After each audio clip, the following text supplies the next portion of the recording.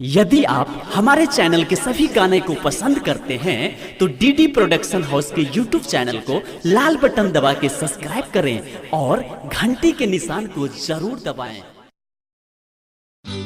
बड़े मुश्किल सा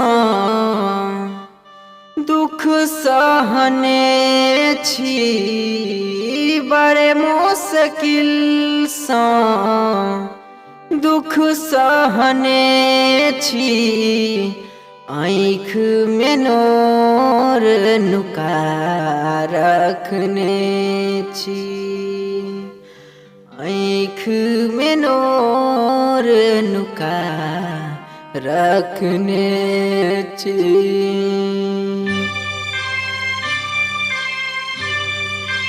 प्रेम से बोलो शिव शंकर भगवान की।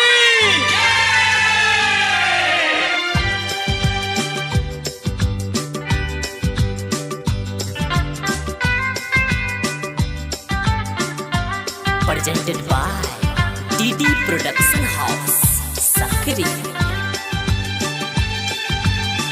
बड़े मुश्किल सा दुख सहने छी, बड़े मुश्किल सा दुख सहने छी, आँख में नोर नुका रखने छी, आँख में नोर नुका रखने छी। और न पूछब कि अनने छी, और न पूछब कि अनने छी, चढ़बैल नोर बचा अनने छी, चढ़बैल नोर बचा अनने छी।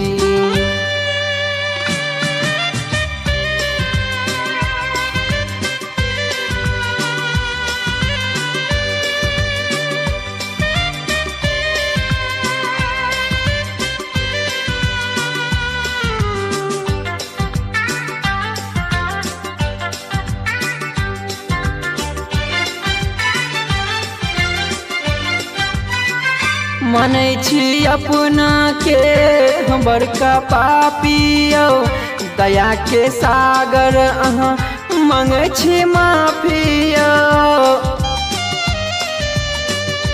अहाँ तो दानी छी है अंतर्यामी छी, कहैया दुनिया जे अभरदानी छी। मन में अहीं के रूप बसल बाबा दिया ने दर्शन, बाबा दिया ने दर्शन। रात सपना में सब कहने छी, रात सपना में सब कहने छी, आँख में नोर नुका रखने छी, आँख में नोर नुका रखने छी, चढ़बैल नोर बचा अनने छी, चढ़बैल नोर बचा अनने छी, आँख में नोर बचा रखने छी।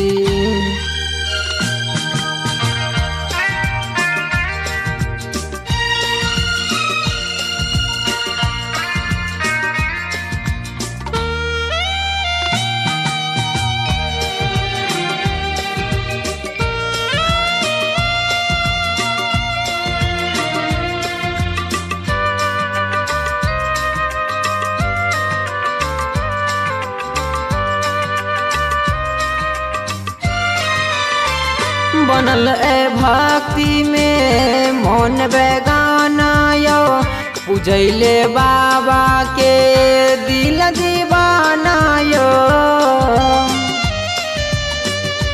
हम अज्ञानी छी फसल छी माया में, बिना आत्मा के रखल छी काया में।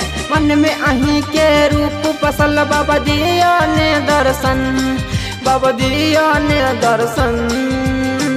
सौनक मास में जल गथने छी, राधे राजू किशन के विनती, आँख में नोर नुका रखने छी, आँख में नोर नुका रखने छी चढ़बैल नोर बचा रखने छी चढ़बैल नोर बचा रखने छी आँख में नोर नुका रखने छी आँख में नोर नुका रखने छी आँख में नोर नुका रखने छी चढ़बैल नोर बचा रखने छी चढ़बैल नोर बचा रखने छी।